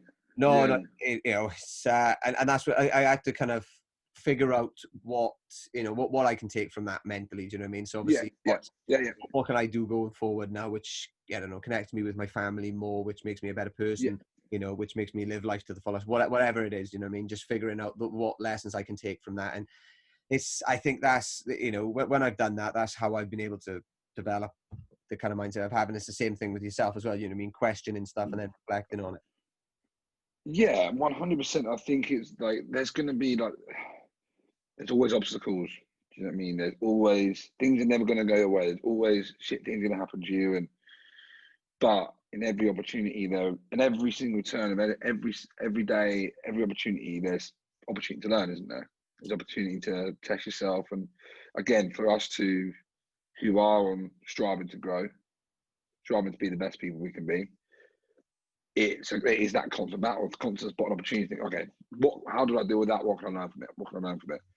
Is it an opportunity where I can grow? Now that could be in work, relationships, life, fitness, everything, Yeah. everything. So for me at the moment, my visa, obviously I live in Sydney. My visa is going to come to an end very, very well. I've been told it could be today, it could be 6 months. Oh, fuck. So for me, the rug is getting pulled underneath me any day. Yeah. Any day. So my whole lifestyle could go on for 6 to 9 months. It could go on for a year. Or I could get a letter through the door tomorrow saying, Ryan, I've got to leave. Yeah. But there's two ways you can look at it. There's look at it and think, oh, that's so bad. Oh, I don't want to leave. I don't want to leave. But I'm okay. I'm fine. I'm absolutely fine with it. It's not ideal. Obviously, it's not ideal because I love my lifestyle. I love my friends. I love what I'm doing here. I'm progressing. I am doing everything I can. I'm up at 5 o'clock in the morning going to the coffee shop at 5:30 so I can work on this business before I go to my other job because it's the only time I have. Yeah. I mean, I'm doing everything I can, but I'm okay with it. I'm completely okay with it because when the time does happen, it's okay, it's time to switch on now. Backs against the wall. What are you going to do with it? How are you going to make the best of this situation? And it wouldn't be for the books I've read. It wouldn't be for the connections I've made with people through expressing myself and through doing what I'm doing now that I would have that mindset, because there was a time when I thought all I want to do is stay here. Yeah. Yeah. All I want to do is live here. All I want to do is live in Sydney. I want PR. I want this. I want that. But now I've got my North Star. It doesn't matter where I am. Because it doesn't change much. It doesn't change the plan. It means it's going to take me a bit longer, and it's going off on a bit of a tangent, and it's just a different way I've got to do it, but it doesn't change where I'm going. No, the circumstances have changed, but the mission is still the same, isn't it? Yeah, and that's exactly. Yeah. And I'm lucky. I'm so lucky, so lucky that I've got that to do. What you just said, but it's I read about this literally. I think it's a day or two ago. Oh, there we go. Yeah, you know, it's the, for the people that are watching stuff, this Daily Stoic. Yeah. You know, is it? I think it's the one. I won't read it all now, but it was, you know, is it you? I think it was. Yeah, it could happen to you. I think the title of it was, and it was, you know, essentially what it's saying is what you've just said, but really, you know, you don't know what situations are going to happen in life and how your fortunes are going to turn almost. And rather than mulling over it and being, oh, I'm fucking gutted, you know what I mean? Because this is happening. It's going to be such a big hindrance in terms of uprooting and starting again and this and that. You can either look at it like that and, you know, and offer this, that's almost our default setting, isn't it? To focus on that kind of aspect of it. But then you almost catch yourself in that thought process and go, well, do you know what? Like exactly what you've done is perfect. You know what I mean? It's taking a very stoic approach in it, which is like, you know, the winds of the world are going to change. You know, am I going to change with them, or am I going to fight against them? And I think if you go with the winds of the world, you know, it's going to take you to further shores, but you know, you're discovering new land in the process. And I think it's just part of the, I don't know, the craziness of life, if you like. Part of the journey, isn't it? And that, I'm like that. Stoicism is something I've had exposure to. It's something I want to learn much more about. Mm. But I love, like, it's a brilliant philosophy, Stoicism, isn't it? I think the Serenity Prayer, the Serenity Prayer, when it's saying, "Give me the courage." What is it? What is a Serenity Prayer? That is one of my favourite things. Oh, It's, what is it? don't Give know. me the courage. Oh, I'm gonna have to search that up. I'm gonna have to search it up. I know. I was going to say, that, and is it on here? I don't think it is. Oh, it's going to annoy me now. there we go. Grant me the serenity to accept the things I cannot change, courage to change the things I can, and the wisdom to know the difference. And that is so important. That's what I say to a lot of my friends. I'm like, look, you're worrying about shit that's completely out of your control. And that's the thing. It could be on my mind all the time. And I'd be lying to say it isn't a lot. But I can't do anything about that. I can't. Like, that's a visa thing. It's out of my control. I can prepare for it. I can try and explore my options to see, okay, when it happens, what are my options there? But it's out of my control. So I could sit in bed worrying about it all day, or I could be getting up at 5 o'clock and trying to work on my business. Yeah. You're still becoming, you're still becoming not becoming, actually, no, you are the person which you're envisioning, do you know what I mean? But you're still in that process, in there, do you know what I mean? You're still working towards, the idea of who you want to be and what you want to become. And like you said, the circumstances outside of your control, you can't change that. You've just got to hope that they will change. So somebody who's living in Sydney, I don't know if you've met her yet, Sarah Maxwell. No, I don't think so. Oh, so No. Sarah Maxwell, she's out there with her boyfriend now, Lawrence, and she's massive. So she's been on the podcast, actually. I think it's the second or third guest. She is massive on the law of attraction, right? So, like, she tagged me in a status when she was still living in UK from 6 years ago, maybe 6 years ago, something like that, 7 years ago, I don't know. It was a long time ago anyway, but it came up on her, like, on her feed, on this day or whatever. Yeah. And she put up a status on Facebook saying, in 4 years' time, I'm going to be living in Australia, doing my dream job, blah, blah, blah, something like that, right? And literally, she tagged me in it because about a month prior to that status coming back up, she had got her dream job, which is doing, like, social care work. So I think she's a youth case manager now, working with, with for a company, or sorry, for like a charity in Sydney. And it's just, like, she put that out there and she orientated herself in that direction, and it's come into fruition. So I know it sounds a bit like woo-woo almost, but, like, she's orientated in a direction. She's put her, her focus in that direction, and then it's come about. It's taken however long for it to manifest into, like, reality, so other people can see it. She's always had her mind in that direction, going that way. And I think it's just, I love hearing about that and everything with her, what I mean, with like the visas. I don't know if she's had any issues with the visas and stuff like that, but I know that her type of mindset is, it is what it is. But I am very much, she's I know it's going to work out exactly as it should, and this is part of what I want from my life. So, like, if it doesn't pan out, it's because something big is coming, and that's something that I've probably adopted from her. Is, if something doesn't seem like it's worked out in your favor at one point, just take a stoic approach, which is, it is what it is, the winds of the world, if you like, and just trust that it's going to bring something better. Just trust that. And that's the thing, you can't, like, and like every event is neutral until you give it meaning. Yeah. Like, this thing can happen and you think, oh, it's shit, or you think, oh, it's great. It's either the thing, it's an opportunity, or it's a nightmare.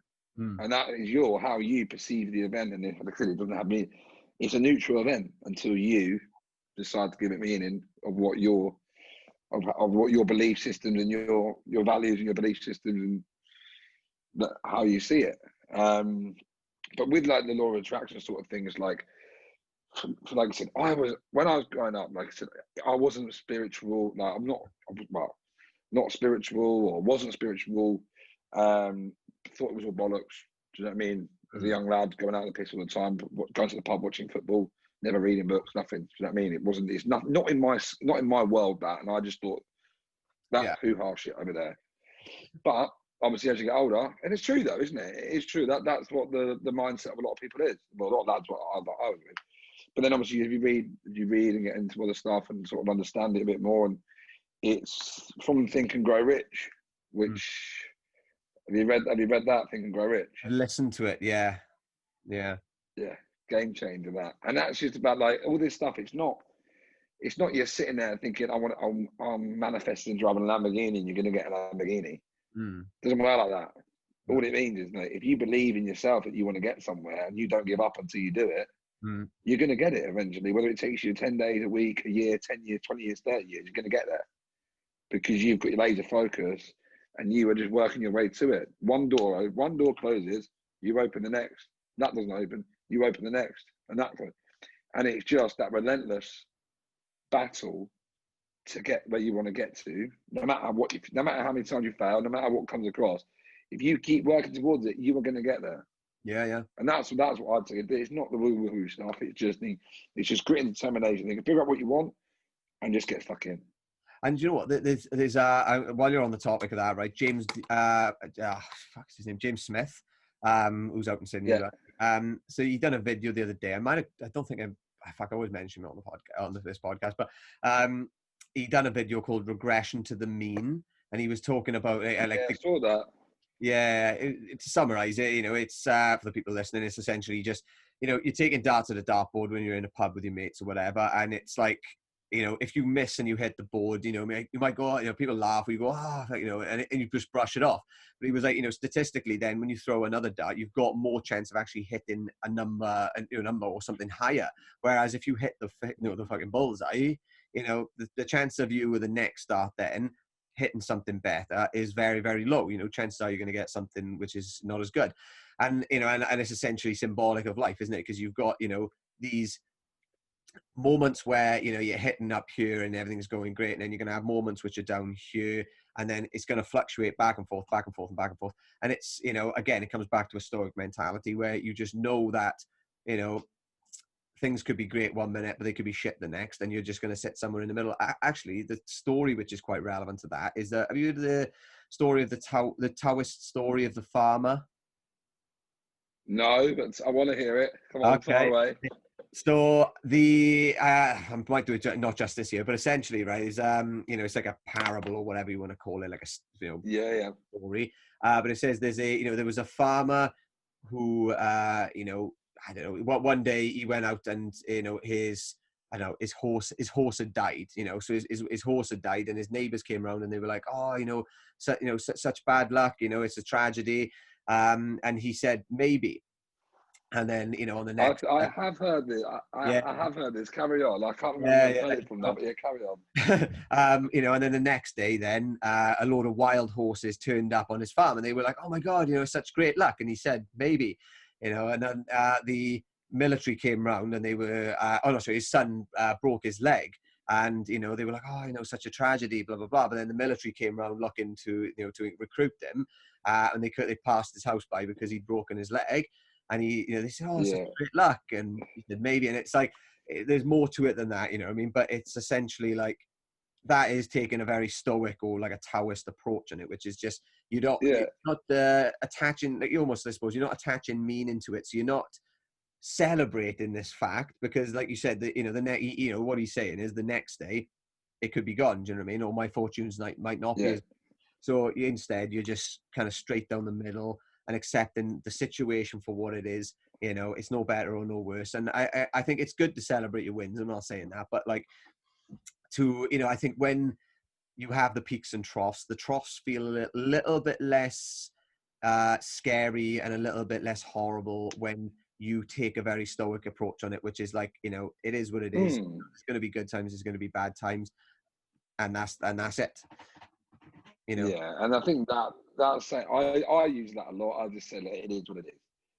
It's not good or bad, it just is.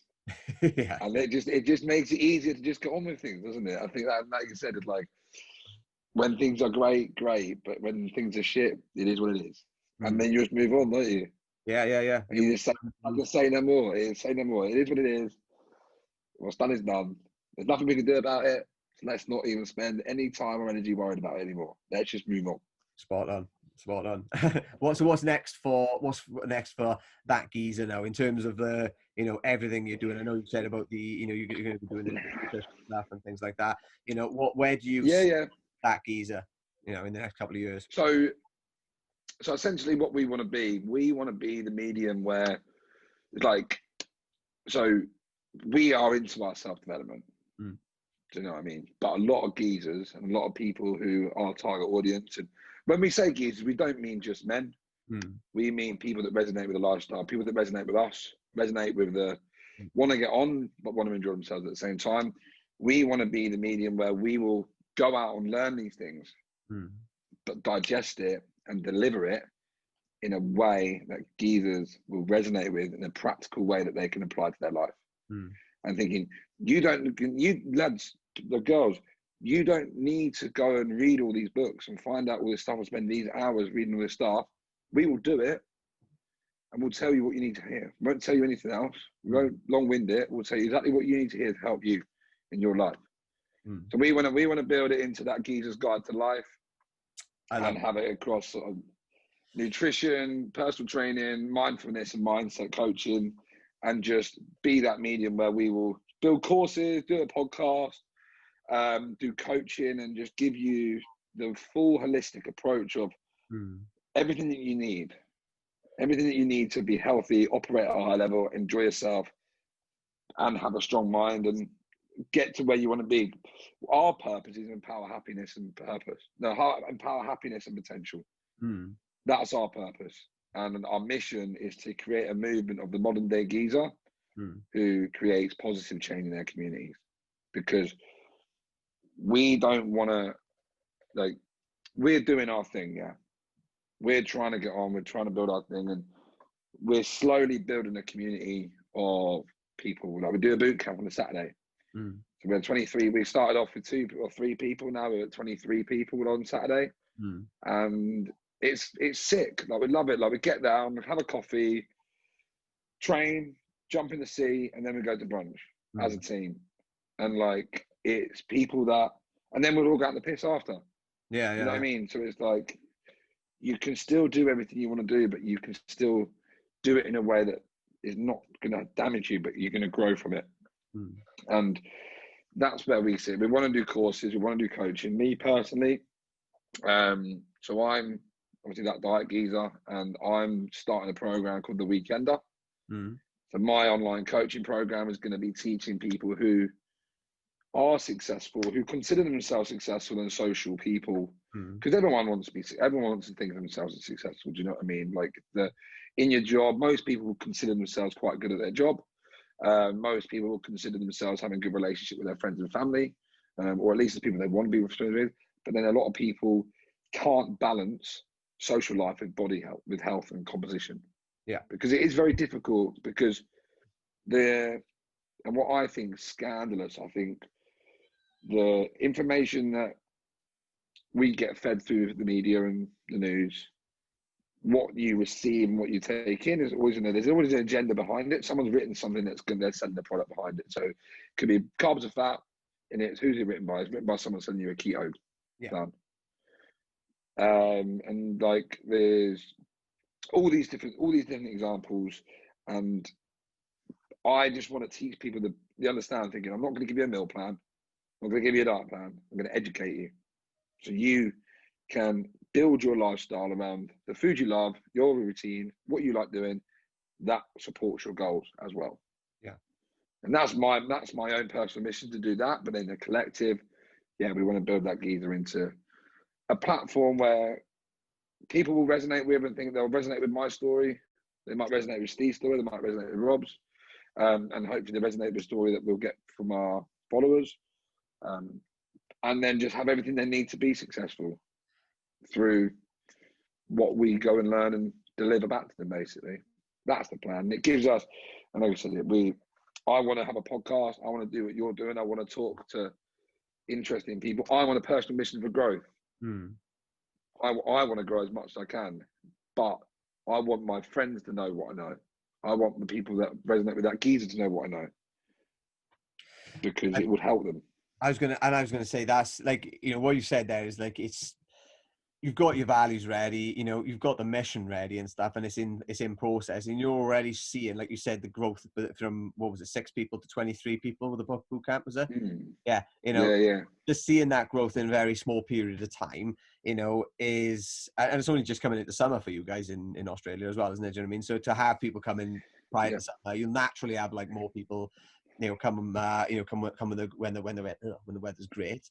And I think that's going to be an issue with, you know, some of the stuff that I'm doing back here now when I'm taking people down, you know, for a sea dip, or, you know, for training on the beach.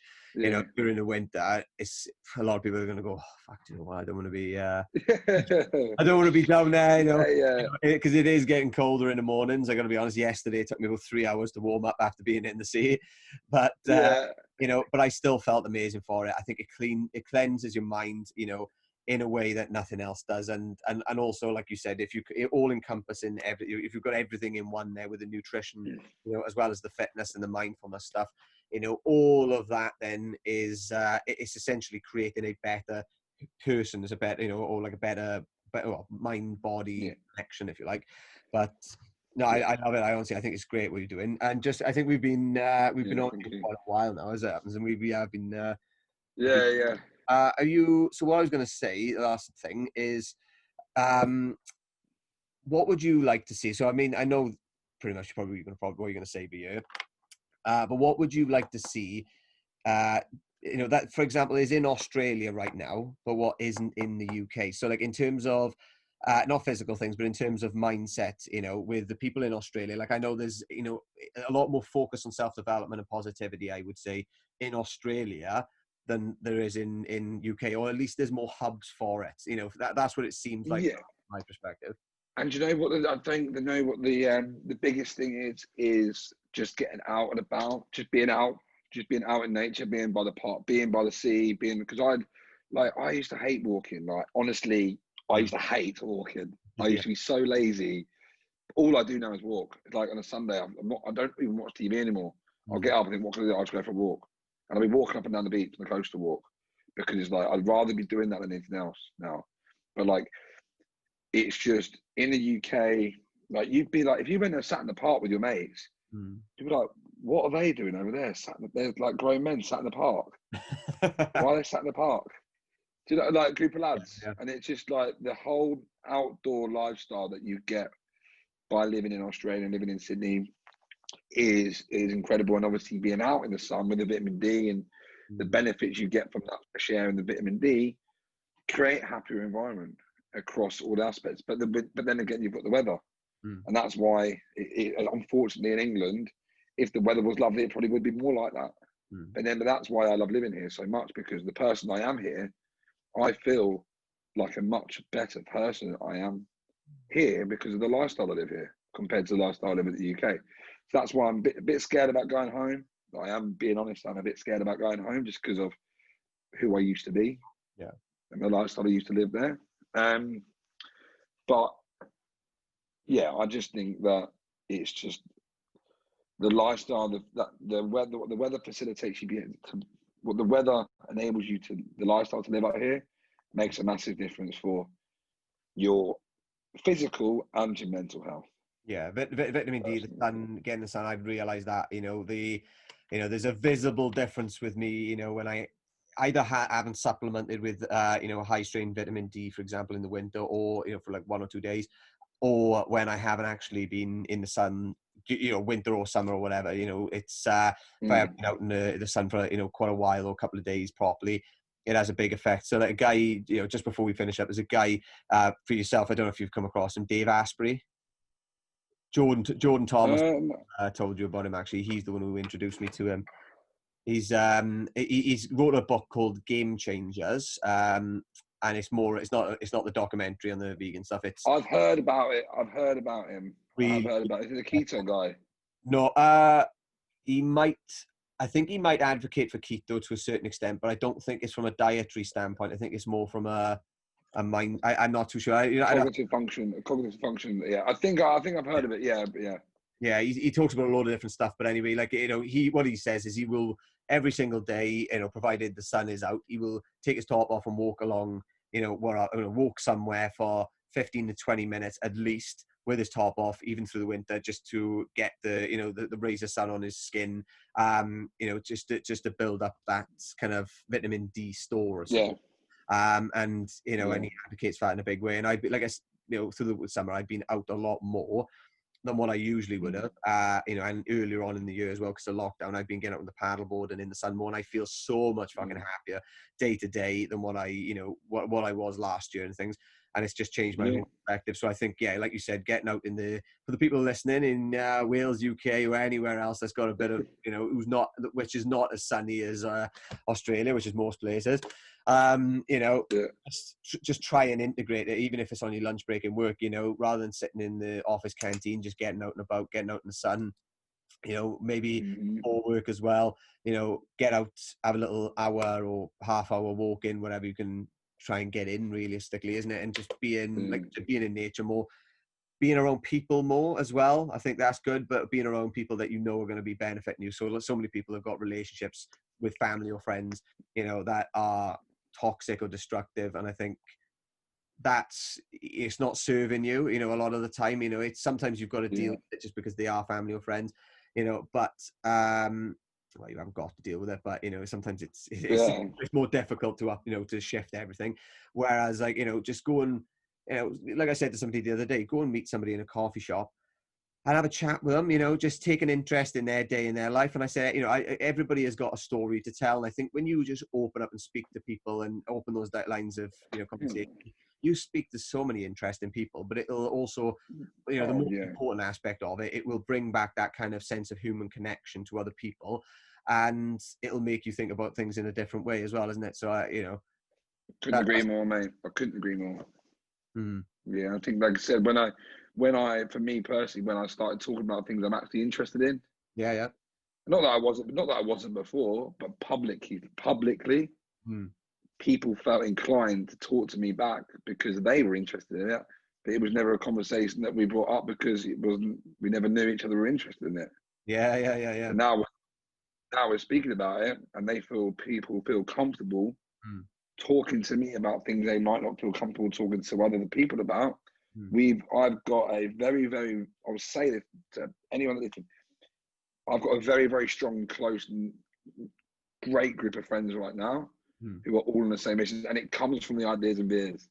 It comes from Griggsy. It comes from the idea of Ideas and Beers, of bringing like-minded people together to just chat and connect. It's finding your tribe. And so important. And I can't like since I met Griggsy, who introduced, obviously Jordan's business partner, it's changed the game for me. It's changed the game for me because I've started going to 5:30 Club. So I'm at 5:30 Club, talk with people who are trying to get on before work, and then we're meeting with Griggsy and like 3 or 4 of my other friends who were just helping each other with masterminding, and then that is when I'm at my best, and that is when I'm at my happiest, and that is when I love it, because we are helping each other elevate, and it's through that tribe that we've got, entrepreneurs, like-minded people who want their friends to succeed just as much as they want themselves to succeed. And it's amazing. It's a brilliant community to be involved in, and that's why when I had the opportunity to come on Ideas and Beers, I loved it, because I think it is absolutely an incredible idea. And credit to you, mate. Credit to you for starting it, because I think it is absolutely sick. And I don't envy you, because I know that I'm going to be doing something similar as time progresses. But I think you're blessed to have the position you do, and I think it's brilliant. I think it's absolutely amazing what you're doing, and I feel honoured to be involved, mate. No, I appreciate you coming on, man. It's been awesome, to be fair. And like you said, I think it's having that community around you, like I said, finding the tribe, having that community is so important, and for the people listening, if you're in Sydney, get in touch with, yourself, Ryan, or if you're 100% interested in Ideas and Beers, get in touch with me. Like, that's what we want to do realistically. It's all about just getting people in a room who are on that same wavelength, so you can have good, honest conversations, you can have good, honest feedback and criticisms and whatever it is, do you know what I mean? But it's essentially just having people which are lifting you up, moving you forward, rather than dragging you back. And and that's what we're about. 100%. So, no, how would people get in touch with you on socials, man? So, Yeah, so my tag is that ThatDietGeezer, or comment or message ThatGeezer on Instagram. That's where all our socials are at this stage. But yeah, if anyone's listening wants to reach out, whether it's for any advice on their diet, mindset, get involved in our mastermind groups over in Sydney, please feel free, because yeah, here to help. awesome, cool. And then you got the main. Do mention it then? The main account, is it that? Just Yeah, so it's just at ThatGeezer. Boom. For the main page. If you're in Sydney and want to come down to boot camp, drop us a message. Yeah, we're looking forward to seeing where it goes. And again, it's just about, if we can help one person, that's what matters to us. Yeah, no, I love it, honestly, and I'm glad we've had this chat, man. I've really enjoyed that. Thank you very much for coming on. Mine, mate. Oh, Been a pleasure, mate. Night, you're off the bed, aren't you? I'm in bed usually. I'm up at 5 to go to 5:30 club. Oh, shit. Yeah. No, mate, honestly, it's been brilliant for my first podcast appearance. It's been brilliant, mate. Awesome. Hey, have a good night. No, thank you very much. Like I said, I'll put this up on social, so the guys listening and watching, keep an eye on the Instagram and the YouTube, Spotify, whatever the fucking link is, and yeah, you will see it up there shortly. So, thank you very much, man. Have a good night. You too, mate. Thanks very much. See you soon. Ta-da.